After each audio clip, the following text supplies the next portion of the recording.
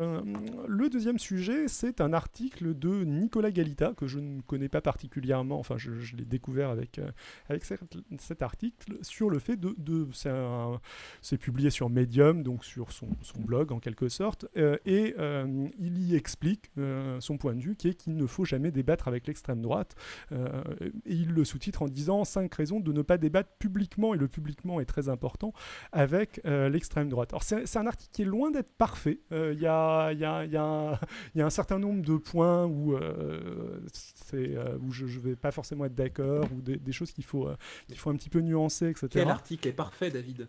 C'est vrai. À part top 10 des plus beaux politiciens sur Topito en ce moment. Ouais, mais on ne peut pas battre Topito, ceci dit. Il y a vraiment de très bons articles sur Topito, d'ailleurs. Mais c'est très bien, des fois. Il y a des articles très merdiques aussi, parfois, mais ce n'est pas... on n'est pas forcément que sur l'ironie. Topito est vachement mieux que CNews, infiniment mieux. C'est pas difficile. J'avoue que c'est pas difficile. Sans doute que BFM aussi, qui est largement au-dessus. Donc, je précise aussi que on l'aborde dans cette revue de presse politique, mais pas que. On ne l'aborde pas forcément sous un spectre de spécialiste en sciences sociales. Je ne suis pas spécialiste en sciences sociales, Adrien non plus.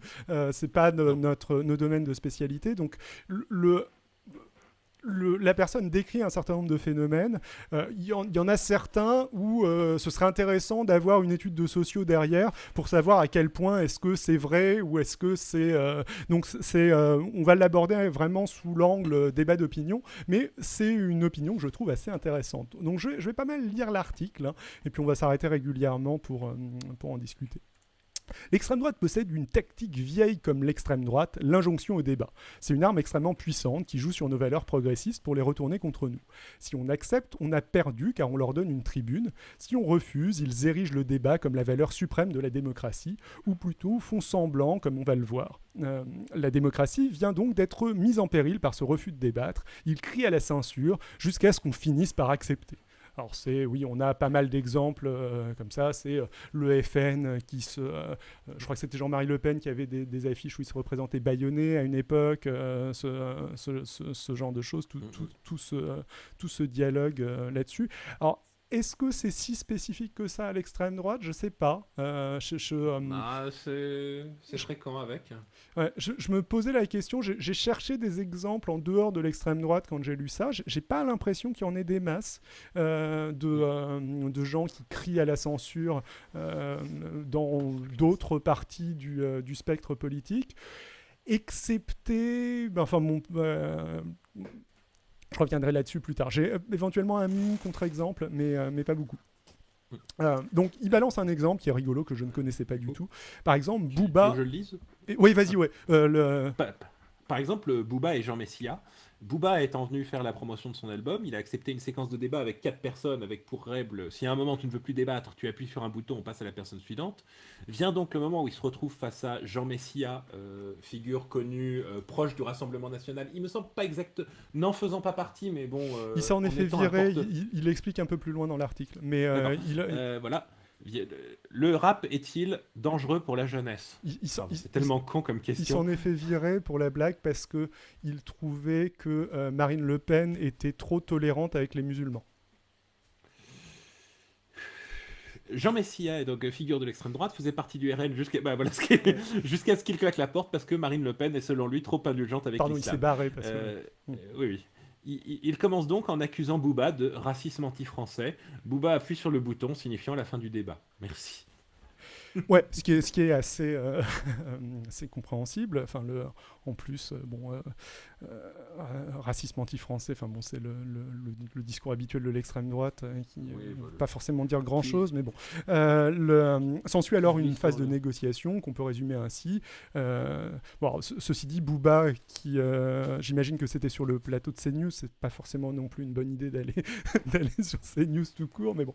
S'ensuit une phase de négociation qu'on peut résumer ainsi. Tu veux pas parler avec lui, avec le Front National, mais pourquoi? Il veut parler de rap avec toi, mais il écoute pas de rap. T'es sûr que tu veux pas discuter? Mais il est au Front National. Le débat s'est donc arrêté et Jean Messia a crié partout: c'est ça la démocratie. Et donc l'auteur de l'article répond: Pause. Ouais. C'était pas CNews, c'était TPMP. Ah, my bad. Mais oui, mais bon. Putain, il passe à TPMP, Messia. Enfin, je n'ai Voilà. jamais regardé TPMP, mais disons que récemment, je m'étais dit que c'était peut-être pas aussi nullissime que ce que j'avais en tête, sans l'avoir regardé. Donc en vrai, je me gourre peut-être. C'est Disons que vraiment. je n'ai jamais regardé, j'ai jamais tenu, Ouais. et je ne connais personne qui regarde, donc je ne peux pas vraiment Mais par contre, disons que. m'exprimer sur la qualité. Ouais, pareil, je peux pas m'exprimer sur la qualité, mais le fait qu'ils invitent Messia comme, j'imagine, semi-chroniqueur, vu qu'il était en train d'interroger Booba, me les place pas. Oui. Enfin bon, bref. Enfin bon. Alors lui, il répond oui, c'est la démocratie. Alors c'est la démocratie, j'en sais rien. Enfin, c'est Disons que débattre avec l'intolérance n'apporte pas grand-chose. Selon Ouais. moi. Mais bon, c'est le thème Après, de je sais pas si l'article, c'est donc. j'ai pas l'impression que que ce soit la définition de la démocratie ou que enfin, c'est ni la démocratie ni pas la démocratie, c'est orthogonal à la question la démocratie pour moi. Mais bon, avant ça nous paraissait évident. Alors là, tout à fait d'accord. Rappelle-toi Chirac en 2002 qui refusait de débattre avec Jean-Marie Le Pen au second tour. À cette époque, personne ne trouvait rien à y redire, sauf Jean-Marie Le Pen, bien évidemment. Mais c'est vrai. Et il enchaîne, je sais pas si tu veux le lire ou pas. Moi, mais les choses ont changé. Aujourd'hui, on a désormais énormément de personnes qui se plaignent en disant que c'est un manque de respect, qu'il aurait fallu accepter le débat. On va donc voir ensemble pourquoi il faut quand même jamais débattre avec l'extrême droite, pourquoi il faut la laisser se plaindre de la censure sans bouger une oreille. Attention, hein. Donc, avant de commencer. Ouais, vas-y. À chaque fois il faut qu'on se mette d'accord, à chaque fois que je vais parler de débat, je vais parler de débat public, débattre en privé avec l'extrême droite, c'est pas la même chose. Car les dangers qu'on va étudier viennent exclusivement du fait que l'on tienne ce débat devant le public. Donc j'imagine que le sujet, ça va être le glissement de la fenêtre d'Overton. Il va parler de ça, entre autres, ouais. Ouais, j'imagine, hein, et de légitimer des sujets face à quelqu'un qui n'a aucune envie de débattre d'idées, mais au final juste de balancer des slogans ou quelque chose du genre. Tout à fait. Ça va être exactement ça. Désolé, j'ai spoil. Non, mais c'est moi très aussi, bien. je découvre un peu en même temps. Alors, à titre informatif, on va sans doute commencer par les points les plus faibles de l'article. C'est-à-dire que son point 1... même si le grand principe est, je suis d'accord, enfin, faut pas partir du principe que parce que quelqu'un est d'extrême droite, il est forcément idiot. Il n'est pas forcément idiot, en effet. Mais ce qu'il développe après, il y a pas mal de soucis dans le premier point. Donc, je vous préviens, vous préviens un petit peu. Donc là, il dit qu'une des erreurs les plus courantes, c'est de croire qu'il faut être bête pour voter à l'extrême droite, mais ce n'est pas le cas. Il enchaîne en disant que l'extrême droite n'a pas la science comme valeur, bien au contraire. Par conséquent, leur montrer qu'ils ont scientifiquement tort n'a aucun impact sur eux. Ça, je pense que c'est de la généralisation abusive. Ça me semble... bizarre. Alors, il y a une certaine forme d'extrême droite très traditionnaliste, basée sur soit des valeurs très religieuses, soit des valeurs très traditionnelles qui en a pas grand-chose à foutre de la science, mais je ne pense pas que ce soit le cas de toutes les formes d'extrême droite. Et il me semble qu'un contre-exemple assez évident, c'est les nazis. Les nazis, ils cherchaient à se limiter, à se légitimer par la science. Alors, ça ne veut pas dire qu'ils comprenaient la science, qu'ils faisaient de la science correcte, mais c'était l'une des manières qu'ils avaient d'essayer de chercher de la légitimité. Donc, déjà, à l'époque, ils s'appuyaient sur de la pseudo-science et... assez peu sur des faits, et finalement, enfin, ils faisaient comme beaucoup de dictateurs, ils avaient la conclusion et ils cherchaient et ils arrangeaient la science pour pouvoir atteindre leur but, voire ils refaisaient, enfin, beaucoup de choses, des trucs ignobles qui ont été faits dans les camps de concentration étaient juste parce qu'on avait envoyé quelqu'un justifier tel et tel préjudice que nous avons. Tout à fait. C'est-à-dire, je pense pas que je pense pas que la science était au cœur de leur réflexion, bien évidemment, mais je pense qu'ils étaient sincèrement persuadés que la science justifiait leur idéologie. Et on retrouverait la même chose du côté de pas mal de masculinistes à l'heure actuelle, qui cherchent beaucoup à s'appuyer sur un discours qu'ils pensent scientifique, qui n'est pas scientifique. Mais je dirais pas qu'ils balancent du garbage pseudo-scientifique. Ouais, voilà. Je dirais pas qu'ils ont pas la science comme valeur. C'est aussi pareil au niveau des conspirationnistes. Le fait de pratiquer de la mauvaise science, ça veut pas forcément dire de la mauvaise science au sens de la science fausse. Ça ne veut pas forcément dire pour moi de ne pas avoir la science comme valeur. Donc ça c'était mon premier petit problème avec ça. Même si je pense que c'est souvent le cas. Hein. Enfin, je suis pas en désaccord complet, mais je pense que c'est de la généralisation abusive. Donc là, je pense qu'on peut passer vite fait là-dessus. Là, il donne un exemple d'un dialogue entre une scientifique et Enfin, je ne sais pas lequel je pense pas que ce soit... Non, Charlotte Dornelas est d'extrême droite. Clément Viktorovitch est pas d'extrême droite. A priori, je ne sais pas s'il est scientifique. Oui. Mais le dialogue, globalement, c'est quelqu'un... Voilà. La meuf d'extrême droite balance des chiffres en disant « Regardez le nombre d'immigrés qui rentrent ». Quelqu'un qui connaît un peu les chiffres détaille, montre que les chiffres qu'elle sort n'ont aucun sens et ça finit par « Oui, non mais effectivement, on va pas aller sur le terrain des chiffres ». Voilà. Alors ça, pareil, pour le coup, c'est rigolo. Après, en étant honnête intellectuellement parlant, est-ce qu'on n'aurait pas pu voir la même chose avec quelqu'un de gauche dont on partage les idées, qui balance un chiffre, qui se fait rembarrer parce qu'il a balancé le mauvais chiffre et qui dit oh c'était pas, enfin c'était pas si important que ça. Les délires des pinceaux Charlot, là je sais plus comment ils s'appellent, sur les ghettos de riches qui sont vraiment très très très shaky au niveau de la science, ça ressemble beaucoup. Ok, je connais pas suffisamment pour en parler, mais ok. Et je pense que à mon avis, en cherchant un petit peu dans tout politique un peu mainstream, tu peux trouver un moment où il s'est fait contredire sur les chiffres et où il s'en est sorti ou pas avec une espèce de pirouette. Donc ce point-là me paraît pas non plus si pertinent que ça. Après ça me paraît davantage pertinent. C'est très perturbant pour les progressistes parce qu'une des valeurs du progressisme est de se reposer sur des études pour appuyer le changement qu'il veut emmener. Beaucoup de progressistes sont donc totalement démunis de voir que l'extrême droite se fiche bien de la réalité scientifique. Alors, en fait, ce que je trouve intéressant là-dedans, je vais le reformuler autrement et c'est peut-être pas exactement ce qu'il veut dire. Ce que je trouve intéressant, c'est qu'en fait, quand il y a un débat, on peut l'aborder de deux manières.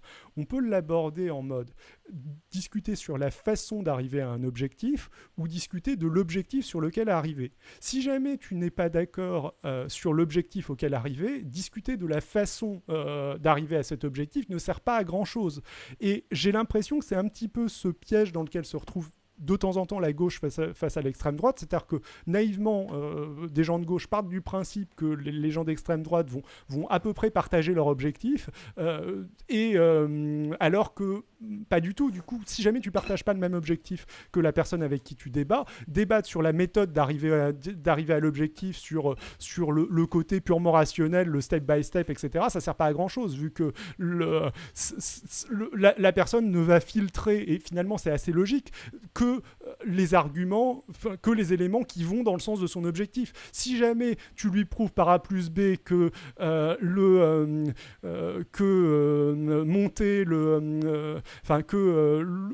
accepter plus d'émigrés en France va faire baisser le chômage, par exemple, ça va pas. Si son objectif profond c'est de faire diminuer le nombre d'immigrés en France, ça va juste le convaincre que le chômage c'est pas si important que ça et qu'il faut plutôt regarder le truc d'à côté. Donc c'est enfin bon, voilà, c'est un peu comme ça que je le comprends. Peut-être n'est-ce pas exactement ce que la personne a voulu dire en vrai, mais voilà, dire à quelqu'un d'extrême droite qu'il a tort scientifiquement revient à dire à un platiste que la science a montré que la Terre est ronde. Ça glisse sur lui sans le moindre effet, sinon il ne serait pas platiste.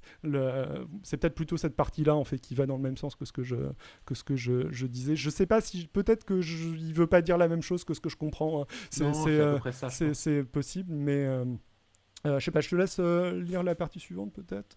Ouais. Je ne parle pas d'un ami à toi qui répéterait un délire d'extrême droite sans le faire exprès, qui ne sait pas d'où ça sort et que tu peux alors corriger. Je parle des figures d'extrême droite. Personne n'est une figure d'extrême droite par accident. Charlotte Dornelas, Voilà. Ne dis pas ça par accident. Donc ça ne change absolument rien de lui donner les faits. Elle va pas répondre oups, j'avais pas vu, arrête d'être extrême droite dans ce cas-là. Pouf, pouf, magie. Et ça c'est assez vrai. C'est-à-dire que si jamais tu vois quelqu'un qui est une personnalité médiatique d'extrême droite, à vue de nez, enfin, tu peux partir du principe que... je veux dire, comment il s'appelle, le Zemmour, il va pas perdre son siège dédié sur CNews maintenant. Hein. Ça marche aussi dans l'autre sens, en vrai. Nous aussi, si à un moment donné, tu as tort sur un point, si ce point est pas au cœur si ce point ne remet pas en cause, si ce point est sur la méthode par laquelle tu veux aboutir à je sais pas, des égalités de salaire, si jamais tu avais proposé un truc qui ne parvient pas à aboutir à des égalités de salaire, ça va pas remettre le fait qu'on prouve par A plus B que ça marche pas, va pas remettre en cause le fait que tu veux de l'égalité de salaire. Alors le point suivant est le plus gênant. Je vais résumer, on va pas lire, mais on va pas lire en détail. C'est-à-dire que là, il développe le fait que les gens d'extrême droite sont pas forcément stupides, c'est ce qui est vrai, et il se base entre autres sur le QI des gens qui ont été, des nazis qui ont été jugés pendant le procès de Nuremberg. Bon, je pense... Oui, là, on est un peu pas dans le même sujet. Je pense qu'il aurait pu se passer de ce passage. Je pense pas que ce soit la même définition d'intelligence en plus. Je pense que c'est pas surprenant que des officiers nazis aient un QI plus élevé que la moyenne. Ça veut pas forcément dire grand chose. Le QI, ça s'entraîne. Des gens qui ont été sélectionnés pour être des dirigeants de partis nazis. Voilà, c'est connu que c'est corrélé à la richesse et à... Oui, c'est correct. Ouais. Donc, je pense que les gens qui sont au sommet d'une société vont avoir un QI plus fort, oui. Et de toute façon, c'est pas le sujet. Ouais.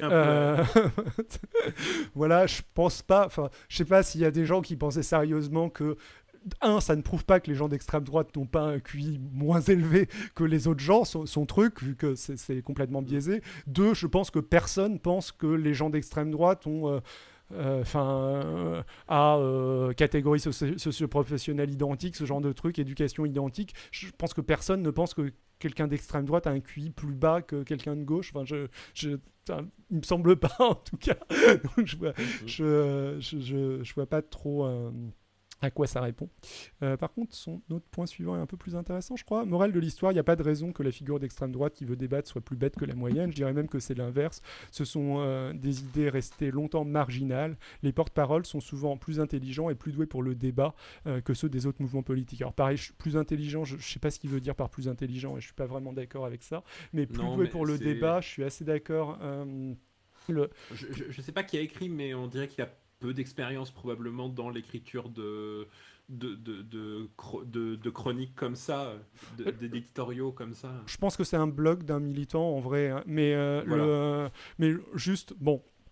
La partie plus intelligente, je pense... Enfin, je dis pas que je ferais mieux si jamais j'écrivais un texte du genre non plus. Je l'ai trouvé pas mal globalement. Il y a plein de trucs qui sont intéressants. Bon, là j'aurais clairement pas dit plus intelligent. Par contre, le reste de son point me semble bon.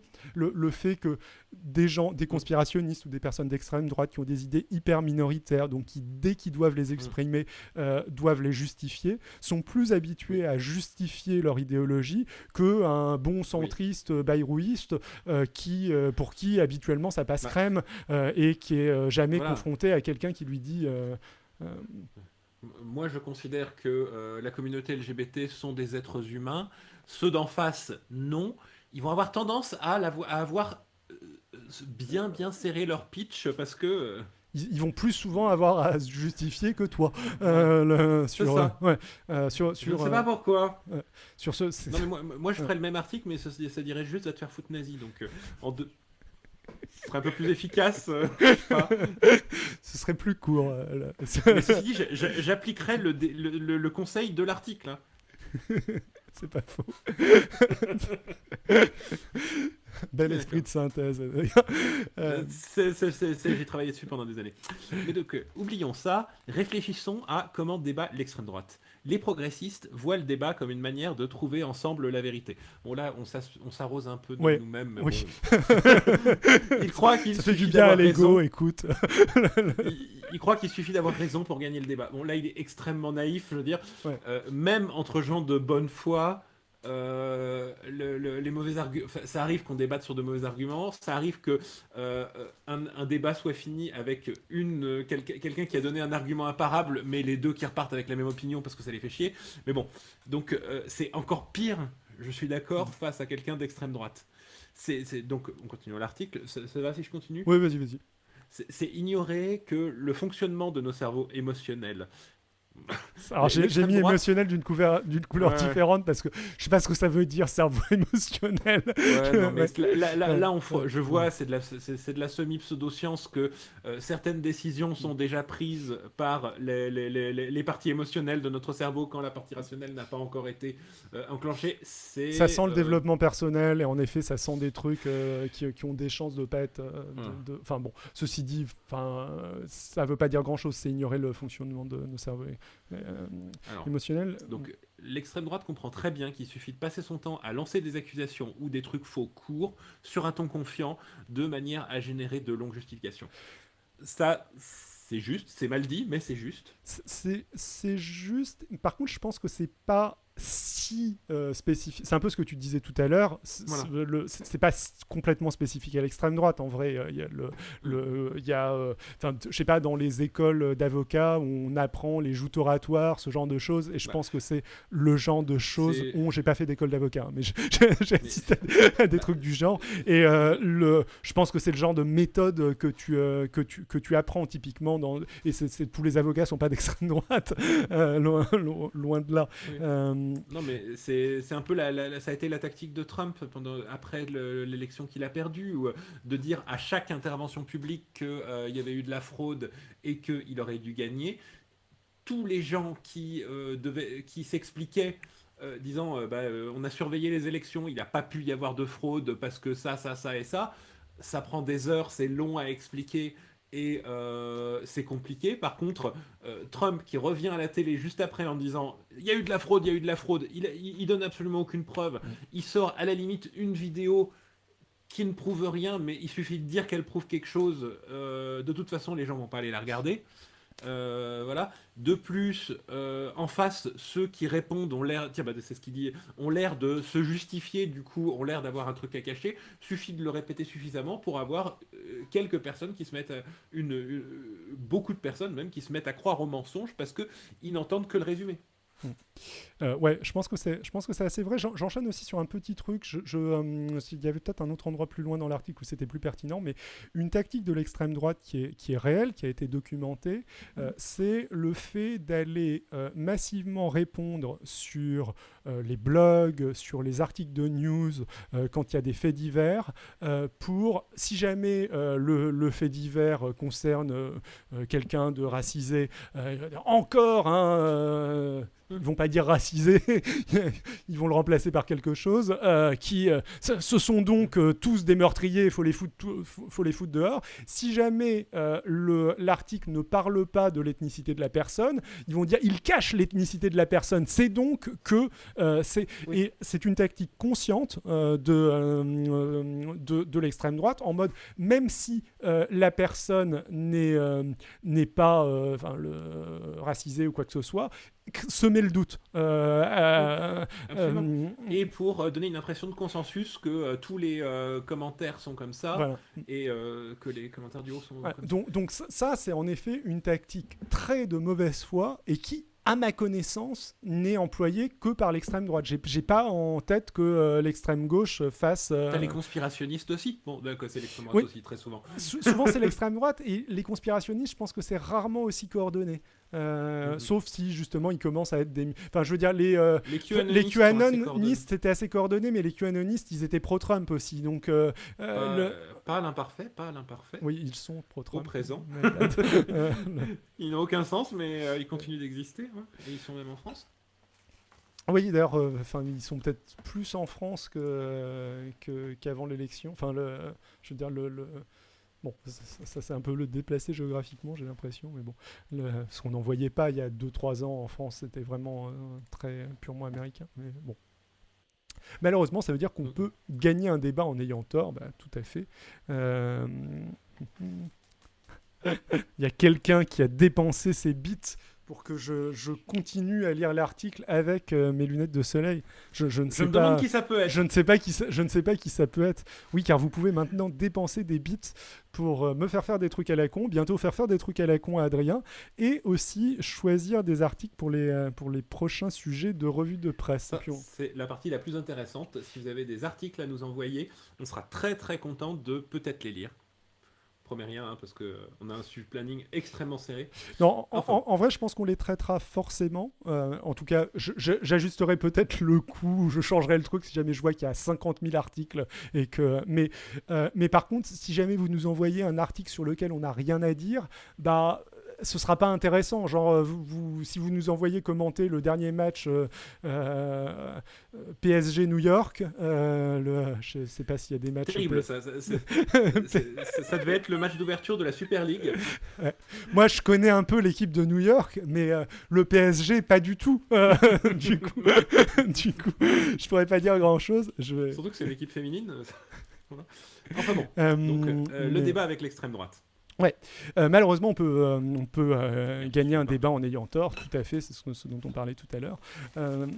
Remarque, personne ne fait ça en privé, parce que ça n'aurait aucun sens. On fait ça uniquement quand il y a un public à rallier. Déjà parce que dans la vraie vie, l'interlocuteur n'est pas bloqué, donc il peut beaucoup plus facilement s'en aller face à des accusations stériles. Ensuite, parce que ça sert à rien si personne ne le regarde. Pareil, je sais pas si c'est si vrai que ça, mais en tout cas, je pense que c'est quand même beaucoup plus vrai dans le privé one-on-one parce qu'il y a privé quand il y a du public et il y a privé quand tu es seul à seul avec une personne. Il y a des gens qui l'utilisent dans les situations de couple abusif, hein, ou de famille. Ouais, c'est pas faux. C'est utilisé dans le privé pour des. Ouais, non, je pense que tu as raison en vrai. Je pense que tu as raison en vrai. J'ai tendance à penser que c'est peut-être quand même par certaines personnes moins utilisées dans le... Enfin, je veux dire, il y a des éléments qui ne sont pas en jeu dans le privé. Par exemple, ton image sociale. Accepter qu'on a tort, c'est compliqué, en fait, ça demande de se remettre en cause, etc. C'est moins le cas quand tu es dans une discussion one-on-one où il n'y a pas de public, donc je pense que ça peut quand même jouer. Souvent, ce qu'on dit, ou ce que je dis en tout cas, c'est que quand tu es dans une discussion vraiment complètement publique, j'entends un débat à la télé, tu cherches pas à convaincre ton interlocuteur, tu cherches à convaincre le public. Quand tu es dans une discussion one-on-one, l'unique personne que tu peux essayer de convaincre, c'est la personne qui est en face de toi, ou toi-même éventuellement. tu peux, mais ça compte aussi. C'est un débat intéressant, mais là on va quand même assez loin dans la... Ouais. Mais on va y revenir en vrai, il va en parler un petit peu, mais bon. Le débat public est donc une configuration très particulière. D'ailleurs, normalement, le simple fait de passer par un débat public suppose qu'on accepte l'idée inverse, qu'on accepte que l'idée inverse n'est pas stupide. On ne fait pas de débat public pour savoir si 1 plus 1 égale 3, ou pour savoir si la Terre est ronde, parce que sinon ça veut dire qu'on accepte qu'il est possible que 1 plus 1 égale 3 ou que la Terre soit plate. Débattre avec quelqu'un d'extrême droite sous-entend que si ça se trouve, il a raison. Je suis assez d'accord, moi, mais vas-y. Je suis d'accord avec ça aussi. Parfois, on peut se poser la question, justement, comment sait-on que la Terre est ronde ? Mais, justement, c'est très intéressant. Du coup, comment les Grecs l'ont démontré en observant l'horizon ? Comment on peut le démontrer en regardant la Lune, en observant, par exemple, l'ombre portée de la Terre lors d'une éclipse de Lune ? C'est une question intéressante, mais ça sert à rien d'inviter un platiste qui n'a pas du tout envie d'entendre des arguments ou de réfléchir sérieusement pour faire ça en face. Alors que c'est un sujet intéressant, justement. Ouais, je suis assez d'accord. Bon, il enchaîne, personne n'organise de débat pour ou contre assassiner le président de la République. Alors pourquoi organise-t-on un débat pour ou contre l'islamo-gauchisme ? Je suis assez d'accord avec cette petite take. Euh, Du coup, on ne débat pas du rap avec quelqu'un qui n'y connaît rien de la même manière qu'on ne débattrait pas de la qualité des livres de Victor Hugo avec quelqu'un qui ne les a pas lus. Alors, là, la dernière, quand même, on est en France. Si tout le, enfin, je veux dire, débattre de la qualité de nos auteurs, même sans les avoir lus, c'est un passe-temps national. Écoute, moi, si jamais je devais regarder les films Marvel pour en dire du mal, je serais très frustré. En plus, ils sont hyper mauvais, donc je veux pouvoir en dire du mal sans avoir à les voir. Mais donc, par exemple, Victor Hugo, une digression de 50 pages sur l'état des égouts de Paris pendant que le héros est en train de crever dans les bras de l'autre héros, ça fait un peu chier. Les fans de Misérables se reconnaîtront. Qui imaginerait un débat pour ou contre le nouveau train d'atterrissage qui a été mis dans le dernier Airbus, avec des personnes qui n'y connaissent rien en aéronautique, ou pour ou contre la décision d'Apple d'abandonner les processeurs Intel pour mettre les siens, avec d'un côté un ingénieur Apple et de l'autre un kidam au hasard qui ne sait pas ce qu'est un processeur. Alors je suis Ah bah, pas... qui l'imaginerait? Ouais. Tous les spectateurs de BFM. Ça, c'est typiquement une journée sur BFM. Alors, est-ce qu'ils ont vraiment besoin de l'imaginer ou est-ce que c'est non-stop à l'image? Alors, je modérerais quand même un tout petit peu ça. Parce que, oui, c'est bien les débats d'experts, c'est bien, etc. Mais tu peux, sans être un expert, avoir quelque chose à dire. Si on repasse à ma petite intro du tout début où je parlais de l'usine Lafarge qui pollue à côté, je pense qu'on peut imaginer un débat entre le spécialiste de béton de l'usine Lafarge, peut-être un scientifique qui n'est pas de chez Lafarge, et des riverains qui ont à vivre avec, enfin qui sont directement concernés par la chose et qui sont sans doute pas experts en pollution ou en usine Lafarge ou en rupture des droits de l'homme, ce genre de choses qui n'ont pas fait l'école Lafarge avec les maîtres du mal, mais qui ont quelque chose à dire dans ce contexte. Une expérience directe d'un phénomène est intéressante aussi. Une expérience directe d'un conspirationniste est aussi intéressante pour comprendre ce que c'est que le conspirationnisme, ce que c'est que le platisme, etc. Tu peux expliquer que la Terre est ronde sans parler à un platiste. T'as pas besoin d'un platiste pour expliquer ça. En effet, c'est un cours, comme il va le dire après. Mais par contre, si tu acceptes qu'il faut débattre de la validité des théories de la Terre plate, il faut quand même savoir ce que c'est que les théories de la Terre plate. Il ne faut pas se contenter de l'a priori que tu vas avoir dessus. Donc c'est pas, je pense que c'est quand même un peu plus compliqué que ce qu'il annonce là, même si souvent c'est ridicule. Enfin, le côté faisons venir un spécialiste des vaccins mondialement connus avec la députée Front National anti-vax du coin, c'est un truc qui n'a aucun sens. Et, Europe Écologie Les Verts, hein. Ou d'Europe Écologie Les Verts. L'antivaxisme est assez répandu. J'avoue, j'ai pas voulu nous aliéner notre public Europe Écologie Les Verts, mais dans cette période d'union de la gauche qui commence tellement bien. mais je pense que tu as pas mal raison là-dessus. J'ai toujours raison. C'est même pour ça que c'est con de débattre avec moi. Par contre, oui, un cours où on m'écoute, j'avais ça. Ce qu'il faudrait, c'est un cours. L'ingénieur Apple pourrait faire une conférence où le kidam vient écouter et apprendre, mais en aucun cas, ça peut être un débat. Soit on éduque, soit on ignore. Là, c'est pareil. Booba pourrait lui faire un cours sur le rap, mais pour ça, il faudrait qu'il ait envie d'apprendre. Et en effet, on peut penser que Jean Messia n'a pas trop envie d'apprendre le rap. Je te laisse continuer. Je pense aussi. Les personnes qui n'ont jamais eu d'audience ont du mal à comprendre qu'il ne faut pas répondre à un adversaire qui a une audience significativement inférieure à la sienne. L'extrême droite le sait pertinemment, mais elle feint de l'ignorer pour mieux se plaindre. Voilà un exemple. Tatiana Ventose qui exige qu'Usul débatte qu'avec elle. Donc c'est un tweet connu de Tatiana Ventose, une figure semi-connue de l'extrême droite, d'extrême droite, disons. des tubeurs. Ouais. Voilà. Mais elle refuse. Je me permets, on est passé au deuxième point qui est comprendre les mécanismes d'audience. Donc on est plus sur le même thème et on passe sur un thème qui, à mon avis, est plus intéressant que le premier. Donc, dans le tweet, elle sous-entend que Usul, donc Saint Usul, figure du YouTube français qui a inventé beaucoup de choses et communiste notoire, refuse de débattre avec elle et elle sous-entend qu'il lui doit ce débat pour la démocratie. Mais à côté de ça, elle-même refuse un débat avec Le Bouzeux, que je ne connais pas. Le Bouzeux qui est un autre youtubeur de gauche, un peu avec le même profil qu'Usul, et sur, à mon avis, lequel c'est pas mal basé cet article, vu que j'ai vu qu'il avait fait une vidéo sur l'injonction à débattre, où il parlait de pas mal de ce genre de sujet. Je soupçonne que cet article Medium soit en partie basé sur une vidéo qu'a fait même type de cheveux gras ou un type différent? Tu me dis même type qu'Usul, donc...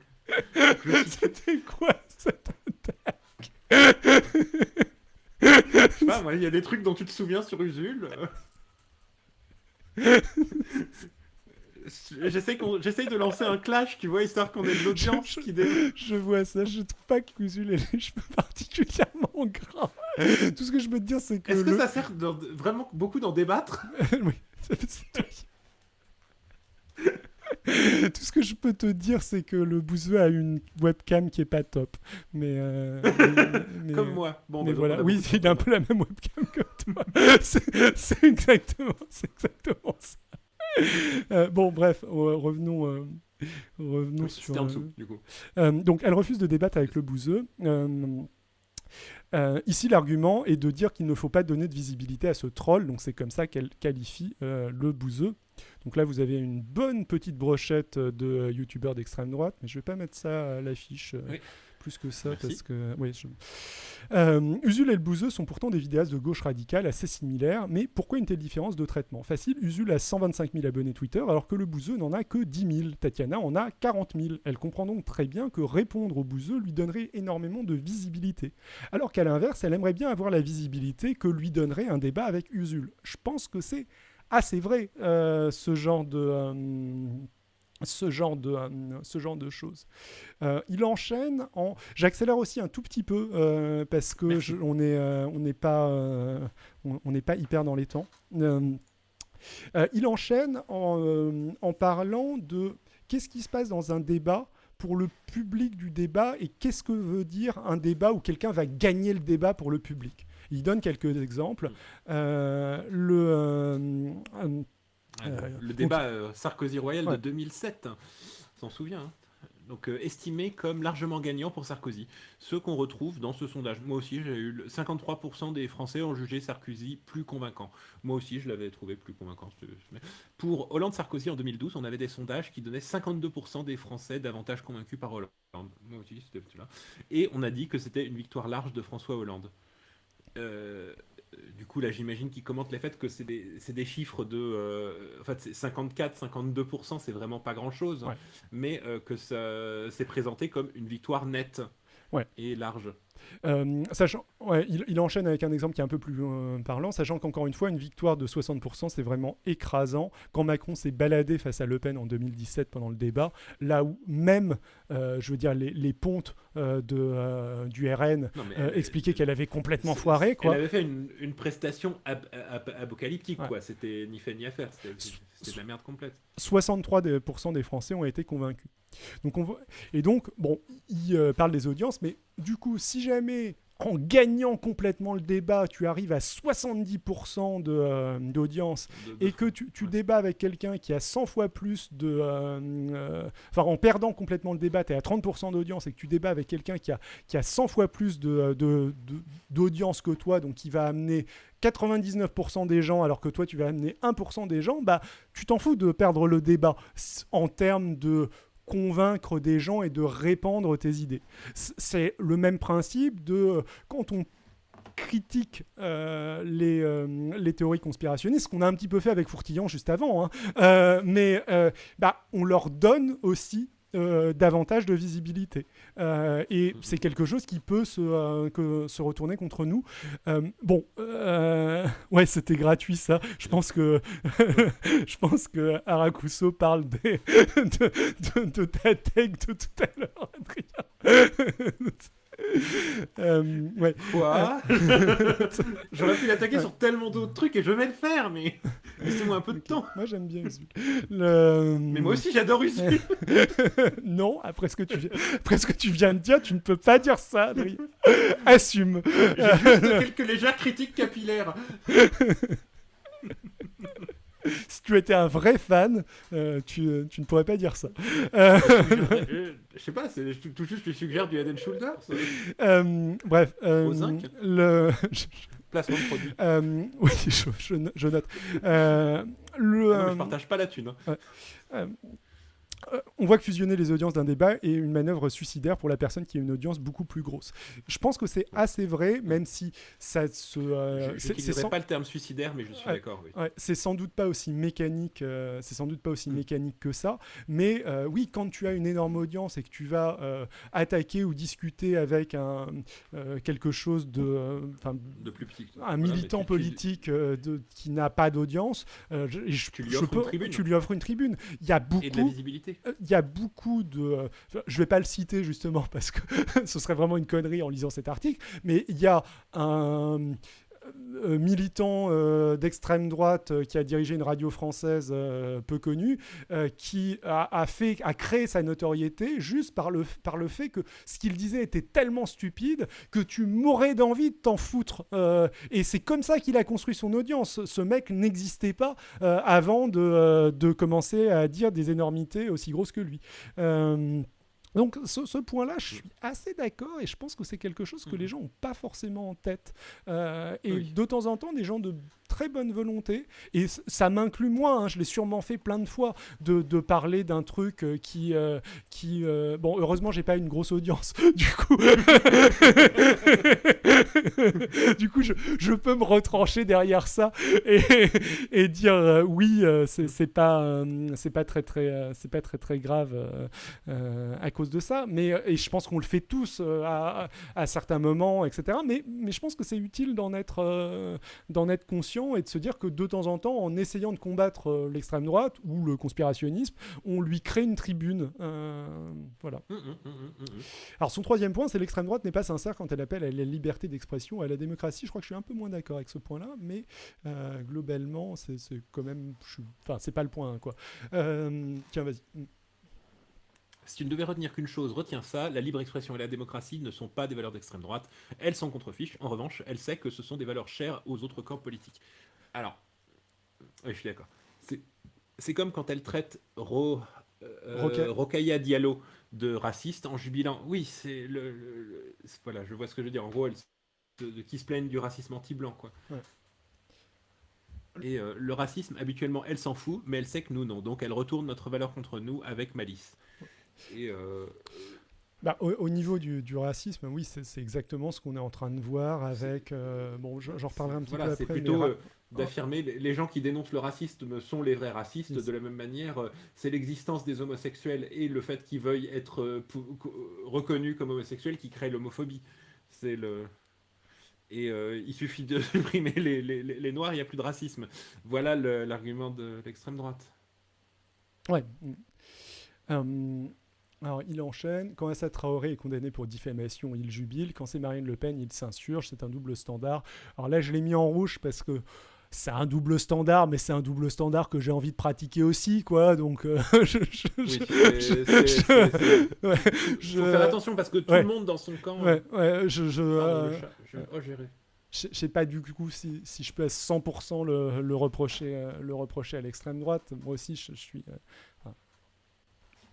je sais pas exactement ce pourquoi elle a été condamnée, ceci dit, Assa Traoré, niveau, je n'ai pas regardé. Niveau diffamation. Donc mon opinion serait peut-être modulée par ce genre de choses. Par contre, Le Pen, je sais pourquoi il a été condamné et je sais que je me réjouis très fortement. Moi, c'est Marine Le Pen, là, enfin, pareil, je pensais plus à Le Pen père, mais pareil, Zemmour, quand il est condamné, je me réjouis très très fort et je pense qu'il devrait l'être plus et je suis triste quand il n'est pas condamné. L'extrême droite est pour la liberté d'expression uniquement quand elle est marginale ou en conquête du pouvoir. Une fois qu'elle l'a, elle réduit l'opposition au silence. Elle a raison, elle comprend très bien que sa meilleure manière de prendre le pouvoir est de profiter d'une faille de la démocratie. C'est-à-dire que si on arrive à convaincre une majorité d'électeurs, on peut prendre le pouvoir et ensuite détruire la démocratie de l'intérieur. Alors ça, on pourrait penser que c'est un truc qui se faisait dans les années 30, Hitler, tout ça.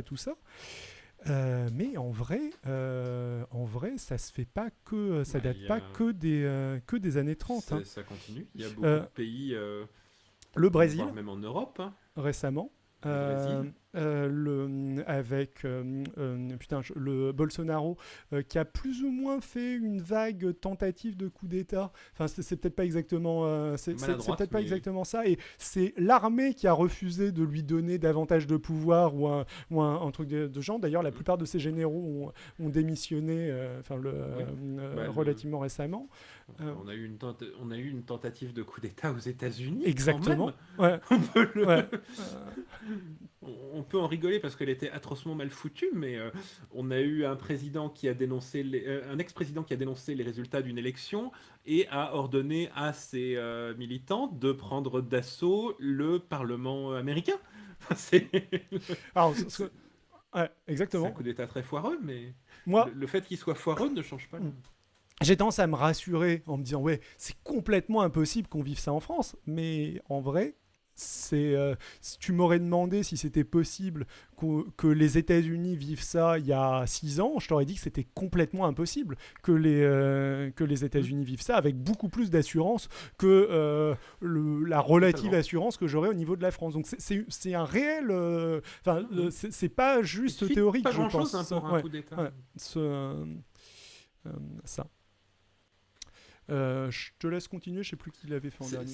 Alors voilà, donc du coup, c'est notre kryptonite. Ça marche tellement bien que même quand elle obtient la parole, l'extrême droite continue à clamer partout qu'elle n'a pas la parole. Zemmour ne voit-il pas le paradoxe à clamer partout que ses idées n'ont pas la parole alors qu'il est à la télévision, dans les journaux, dans les librairies? Il est partout. Bien sûr qu'il le voit, mais il fait semblant. Ça peut paraître ridicule, mais ça ne l'est pas. C'est ridicule uniquement si on se place du point de vue de la recherche de la vérité. Mais l'important n'est pas d'avoir raison, l'important est de gagner. Or, cette stratégie est très gagnante. Plus Zemmour crie qu'il est censuré, plus on lui offre de tribunes. Pourquoi arrêterait-il? Oui, totalement. Ça, je suis d'accord, je ne vais même pas moduler. Tout à fait d'accord, pareil. Donc après, on va passer à la loi de Brandolini. Qu'est-ce que c'est que la loi de Brandolini? La loi de Brandolini, la loi de Brandolini, c'est le fait de dire que souvent, une affirmation idiote, une affirmation conspirationniste, prend beaucoup moins de temps à être affirmée qu'à être débunkée. Tous les gens qui ont cherché à débunker des trucs, et puis même, c'est pas que des affirmations conspirationnistes. Moi, souvent sur Facebook, je vois des gens passer qui postent des trucs qui sont un petit peu n'importe quoi. Genre, par exemple, allez, je suis un peu... Je suis pas un Apple fan, mais j'aime plutôt... J'ai plutôt de la sympathie pour... j'ai plutôt de la... j'ai pas de sympathie pour l'entreprise Apple, mais j'ai de la sympathie pour les projets Apple, et je pense que souvent il y a un petit peu de haine irrationnelle. Vous pouvez considérer que je suis un Apple fan, un vendu, j'assume. Souvent, donc là on n'est pas du tout dans le conspirationniste, souvent je vois passer des trucs très affirmatifs contre Apple, parce qu'il y a pas mal d'anti-Apple, et du coup ça m'énerve un petit peu, et de temps en temps j'essaye de chercher, de débunker le truc sans forcément répondre. Dernièrement, j'ai vu passer pas mal de gens qui s'offusquaient d'un article qui avait l'air complètement absurde, où Apple aurait affirmé économiser 630 000 tonnes de métal en ayant enlevé les chargeurs iPhone du packaging. En effet, si jamais ils ont affirmé ça, c'est complètement absurde, mais généralement, Apple peut avoir une communication qui est malhonnête dans le fond du truc. Peut-être qu'ils biaisent, qu'ils présentent les trucs de manière à avoir l'air beaucoup plus écologique qu'ils le sont. Mais généralement, ils disent pas un truc qui est complètement faux. Et ça, c'est une affirmation qui est complètement fausse, en fait. Ça peut pas être vrai qu'en un an, ils ont économisé cette somme de métal en enlevant le truc en question. J'ai cherché un petit peu le truc et j'ai dû aller lire un rapport d'Apple pour essayer de retrouver les chiffres qui n'étaient pas là. Je me suis déjà rendu compte que les chiffres dont parle Apple, c'est en tonnes extraites, donc c'est pas les tonnes de métal du câble, que éventuellement il y aurait peut-être eu une déclaration, mais que c'était du in fine, donc ils ont peut-être dit que enfin bon, bref, voilà. Et bon, ça a pris énormément de temps. Je suis complètement out, j'aurais pas du tout dû parler de ça. Mais en tout cas, ça démontre bien le problème. Ça démontre bien le problème. Ça prend énormément de temps. Voilà. Et 10 secondes pour dire, comme il dit, 10 secondes pour dire un truc, 30 minutes pour démontrer que c'est faux. Et c'est terrible. Et je dis hello à Andy dans le chat qui me dit niais, il y a des pubs sur Twitch. Alors apparemment oui, il y a eu une pub.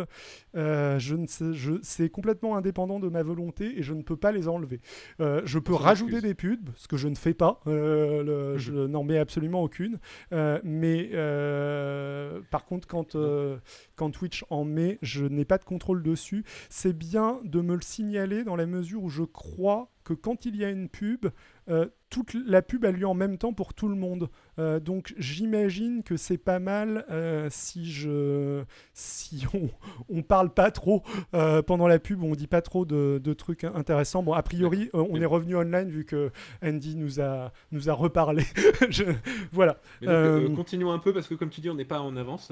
Ah, donc, c'était une pub Apple, c'était moi qui faisais la pub, c'est ça, c'était une vanne. Désolé. Oui, vas-y. Alors, voilà pourquoi l'extrême droite est si redoutable en débat. Elle a une explication simple du monde, Econ. On peut parler de n'importe quoi, c'est la faute de l'islam, le concept du bouc émissaire est consubstantiel au logiciel d'extrême droite, il est super pratique. Le souci, c'est que dans un débat en direct, il est impossible de dire « Attends, je vais chercher la réfutation dans une vidéo de 20 minutes ». D'ailleurs, même quand on connaît la réfutation, c'est quasiment impossible de la déployer en direct. L'autre va vous couper la parole, vous empêcher de la dérouler. Au final, le débat, c'est un concours de rhétorique, de capacité à faire rire, de phrases percutantes. C'est assez vrai, c'est pour ça que pas mal d'intellectuels de gauche, il me semble que c'était Bourdieu qui avait théorisé ça, avaient décidé de ne pas participer au jeu du débat médiatique parce qu'ils considéraient que c'était un espace où ils ne pouvaient pas développer un propos intelligent. Bon, ceci dit, je ne sais pas si c'est une stratégie qui a été hyper gagnante. Hein. J'ai l'impression que ça a surtout laissé beaucoup d'espace à des gens pas très sympathiques, on va dire. Voilà. Voilà. Bon, apparemment, il y a eu une vraie pub Apple qui a eu lieu pendant que je parlais d'Apple. Donc ça tombait bien. Je pense au passage que le monde est complexe. En fait, pour trouver des solutions politiques, souvent ces solutions politiques, elles sont assez complexes. Et les grandes idées qui sont hyper simples, et là, je pense pas que à l'extrême droite, parce que je pense que c'est pas que valable pour l'extrême droite. Je pense entre autres au libertarianisme, qui a une grande idée qui est très séduisante, qui est pas puante de base, c'est la liberté résout tout, tout le monde va vivre heureux si jamais on maximise la liberté.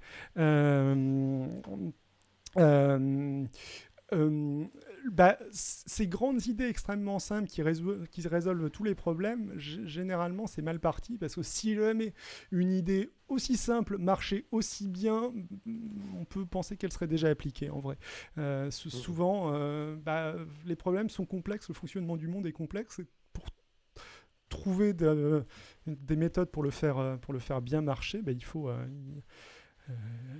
faut des idées complexes. Bonjour camarade docteur, au passage. Bon, on continue parce que là je digresse dans mes digressions de digression, donc il faut vraiment qu'on accélère.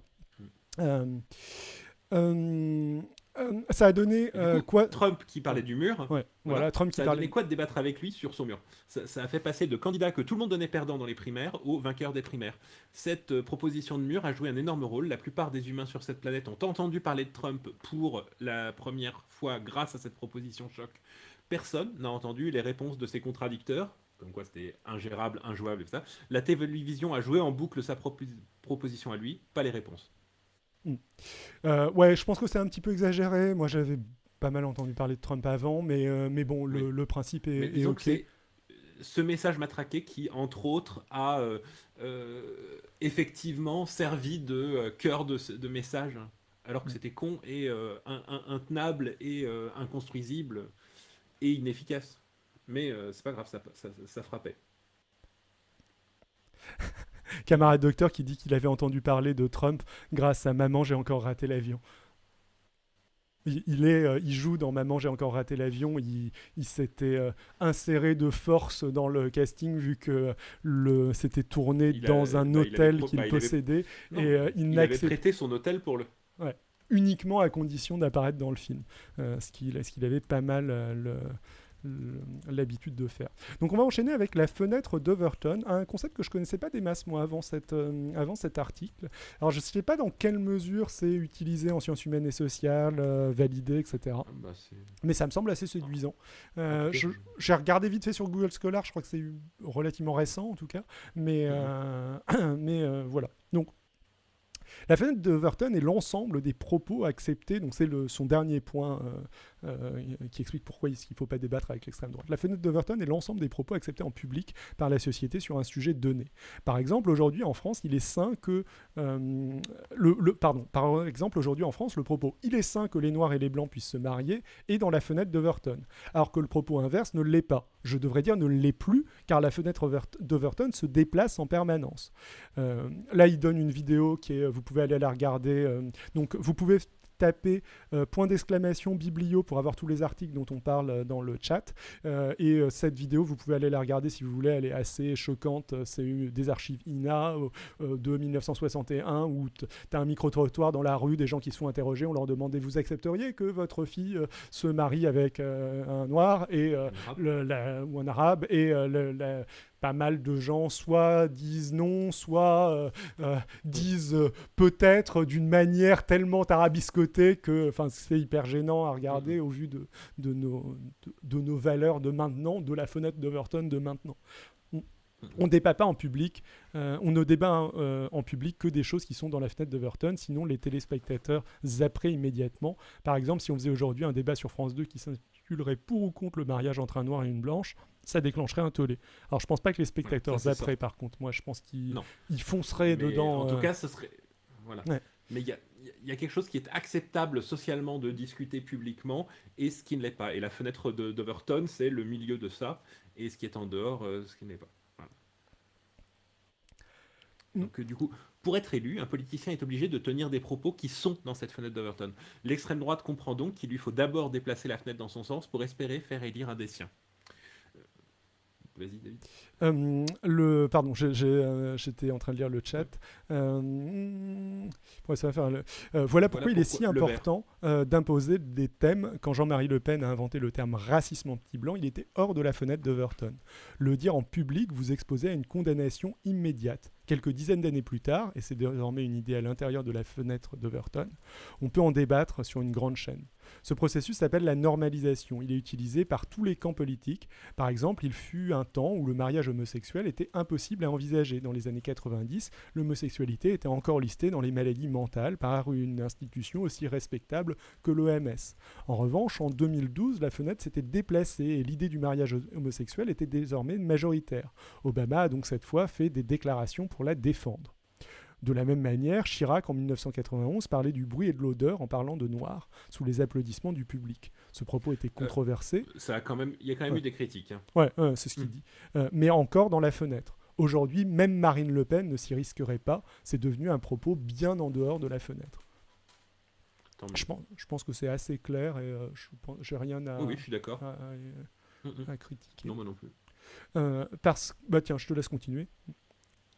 Alors, parce que la normalité est une puissance écrasante, plus écrasante que la morale. On peut toujours convaincre une partie de la population d'être végétarienne, mais la majorité des gens feront comme la majorité des gens. La plupart des gens mangent de la viande parce qu'ils sont nés dans une société où c'est normal. Faut pas chercher plus loin que ça. Je suis assez d'accord. Ce n'est donc pas anodin. Faire bouger la fenêtre de normalité est un jackpot. Il suffit d'ouvrir n'importe quel manuel d'activisme politique de gauche pour s'en convaincre.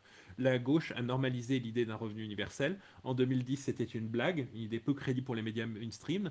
En 2017, c'était une idée acceptable, une idée dans la fenêtre, même si c'était encore au bord de la fenêtre et non pas au centre.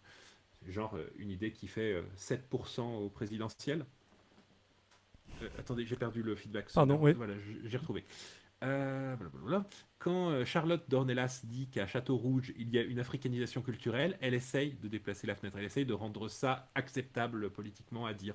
Elle sait qu'elle ne peut pas dire africanisation car on comprendrait trop facilement qu'on veut dire il y a trop de noirs. Elle rajoute culturelle et ça passe. Puis un jour, elle dit juste africanisation pour tester et ainsi de suite. Ouais. Je suis d'accord avec je ça. pense que c'est assez vrai et je ferai un parallèle C'est une bonne avec analyse. racialisme. Racialisme, pour moi, c'est un mot qui ne veut pas dire grand-chose, ou alors qui veut dire la partie biologique du racisme, les théories scientifiques racistes, les pseudosciences racistes, par opposition à racisme comme discrimination. Le racisme, c'est de la discrimination contre une certaine catégorie de personnes.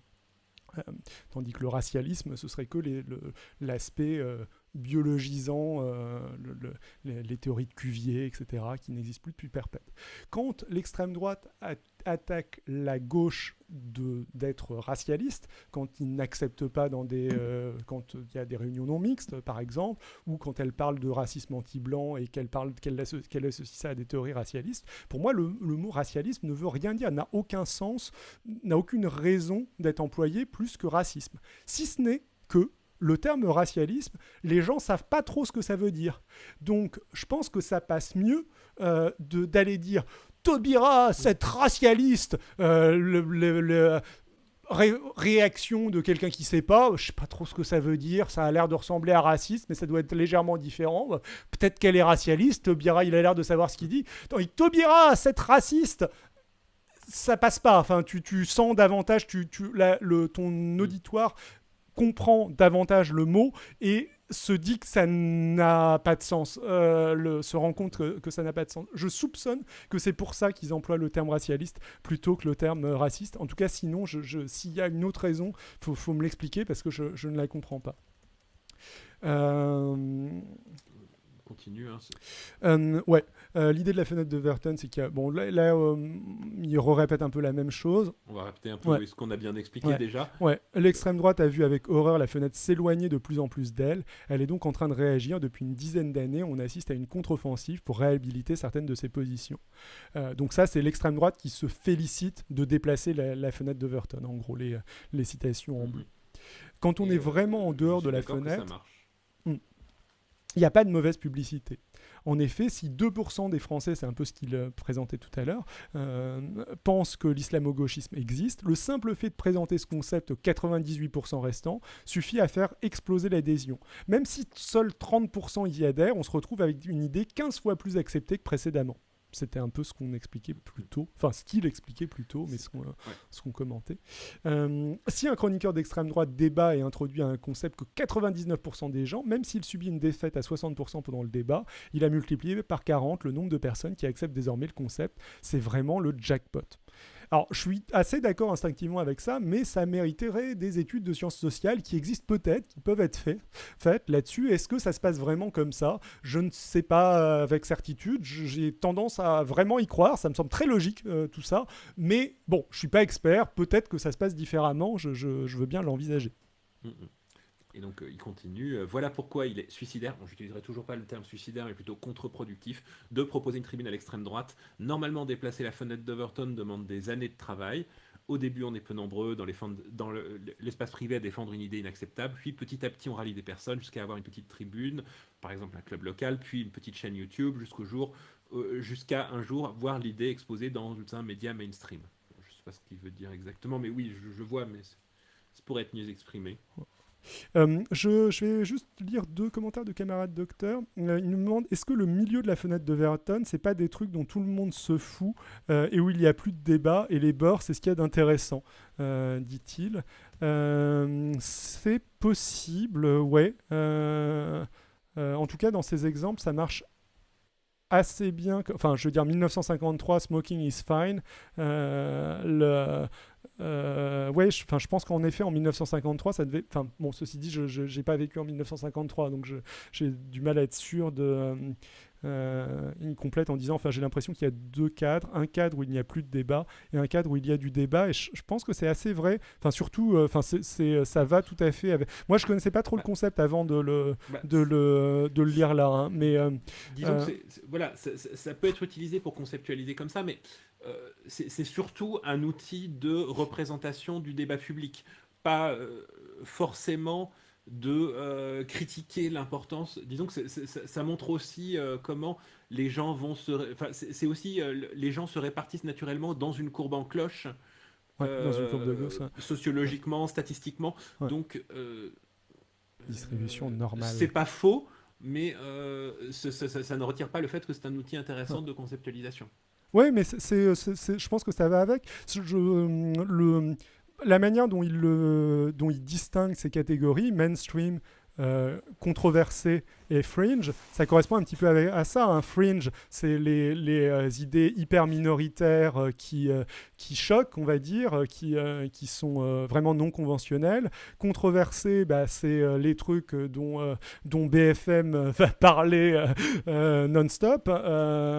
Et mainstream, c'est les trucs dont on débat plus trop parce que ouais, ça me semble pas trop mal.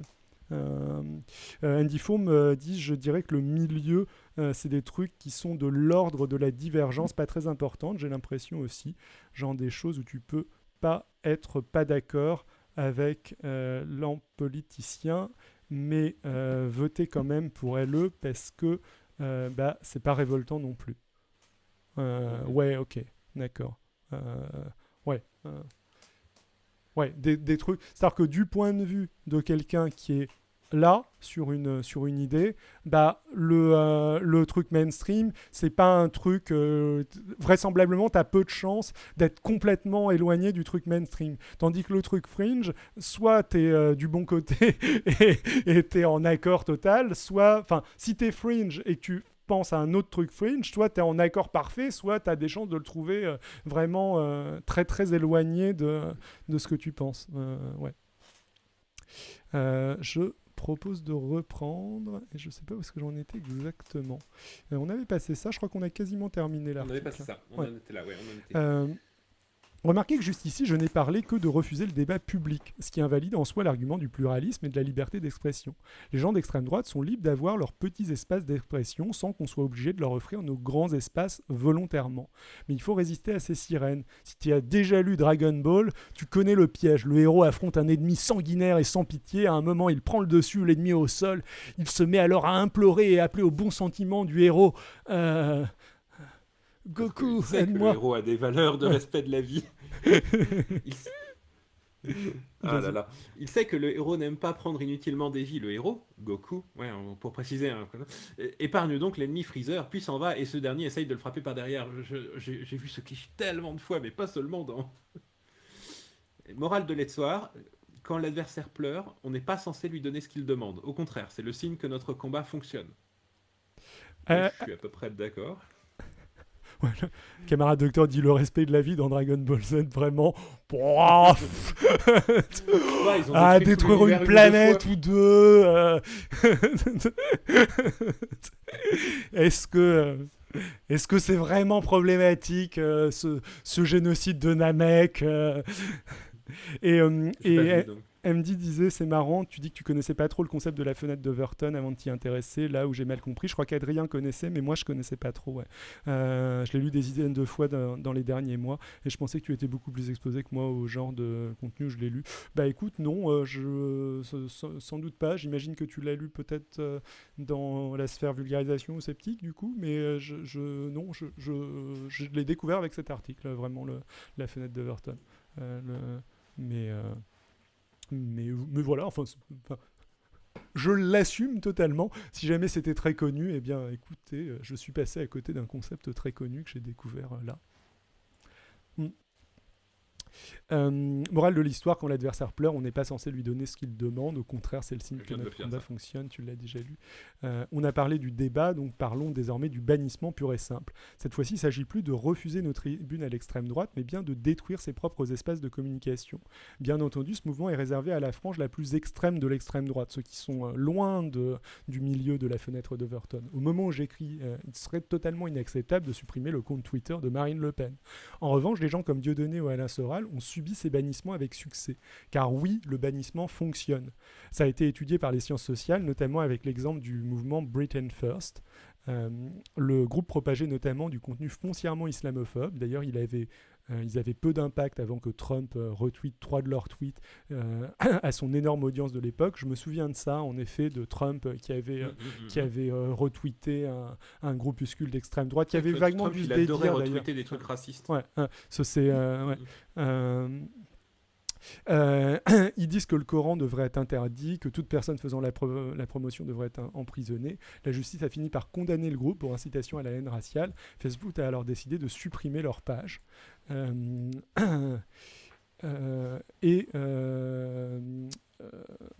Donc bon, là il parle d'un mec un membre du groupe qui expliquait que l'homosexualité était une aberration et un choix de vie. Milo Yiannopoulos, ouais. Oui. Ouais. Qui en plus est gay. Donc, il a été banni de YouTube. En privé, sur son compte Telegram, il a écrit « J'ai perdu 4 millions de fans dans les dernières rondes de bannissement. J'ai passé des années à développer ma fanbase et ils l'ont détruite en un instant. » Si vous êtes un peu intéressé à Dieudonné, c'est pareil.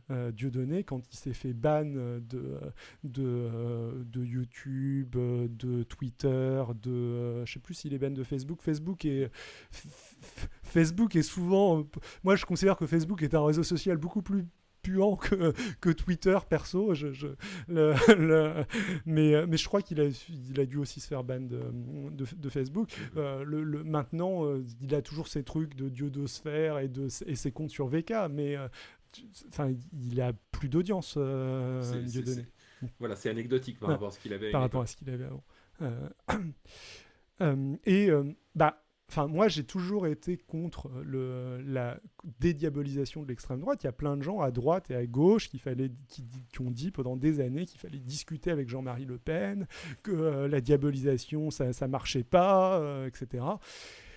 Alors, je pense que c'est tout l'inverse. Je peux me gourer, mais je pense que si jamais on avait diabolisé qu'on n'avait jamais dédiabolisé l'extrême droite, plutôt, si jamais on avait continué la même stratégie. Je suis très pour la dédiabolisation de l'extrême droite, mais ça veut juste dire que l'extrême droite doit abandonner ses idées. Là, il se dédiaboliserait tout seul. Après, c'est pas objectivement, c'est pas faux, tout à fait faux non plus, de dire que Marine Le Pen n'a pas exactement les mêmes idées que son père et qu'elle a des idées un peu plus présentables que Jean-Marie Le Pen. Elle a des principes, des idées. Je sais pas si oui. Elle change d'opinion. Bon, elle est sur une plateforme un peu moins nazie Seconde Guerre mondiale. Elle est sur une plateforme molle. Ouais. Avec des tendances à l'extrême droite qui ressortent. Donc ils ont malgré tout un petit peu évolué, mais ils devraient, je pense qu'on n'aurait jamais dû... la dédiabolisation, c'était un piège. Toute la classe politique, de droite comme de gauche, est tombée à pieds joints dedans. Non, mais moi, de toute façon, tu connais mon opinion. Tout cet article pourrait être remplacé par « Va te faire foutre nazi ». D'ailleurs, ce serait ma version. Et on aurait fini. Donc, je sens que tu le trouves un peu long. Mais on a vraiment quasiment fini, je crois. Je sais. Que retenir de ces études de cas? Le bannissement fonctionne, c'est ce qu'on a dit. Il a un inconvénient majeur, cependant. Il est plus difficile pour les autorités de surveiller les mouvements d'extrême droite une fois qu'ils sont sur une plateforme plus petite, mais le coût-bénéfice est positif. Il faut le garder à l'esprit, d'autant plus que pour certaines populations, cette manie de tendre des tribunes à l'extrême droite a des conséquences néfastes très concrètes. En 2020, on estime que les actes islamophobes ont augmenté de 53%, en même temps que se multipliaient les débats avec des gens d'extrême droite sur tous les grands plateaux télé. Je suis pour la diabolisation de CNews aussi. CNews.